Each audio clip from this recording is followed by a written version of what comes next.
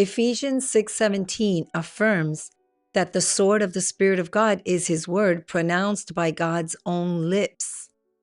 And the key passages supporting this affirmation are Genesis 1, 3, 6, and 9, where God said, "Let there be light," and there was light, since God's creation occurs when God speaks.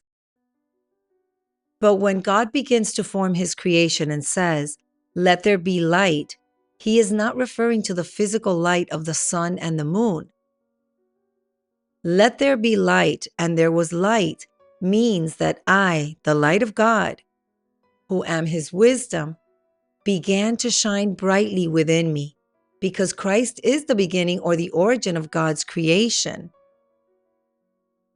I, Christ Lisbeth, am the light of the world, in whom, in an instant, in the blink of an eye, on November 18th, 2013, I was awakened by God the Father Melchizedek when He said, "Let there be light," and I regained my wisdom of heaven, which had been set aside when I became like you out of love for humanity.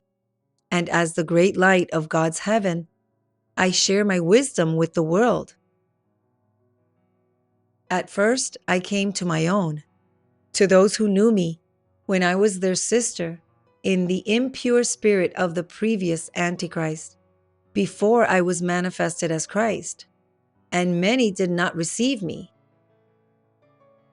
I, Christ Lisbeth, the light of the world, have already come as a thief in the night, and I am here so that my sheep of the other fold may also be enlightened by my light that comes from God's heaven, and so that you can identify me as the one who desires to be your shepherd and guide you toward the promised land where there are green and abundant pastures, and protect you from the ferocious dragon that seeks to destroy you. I want for you to become God's true children who possess the divine knowledge of heaven and are protected from perishing. For you will be spiritual in God's holiness, born of God's life-giving will, and no longer of the will of man, which leads you to death. Amen.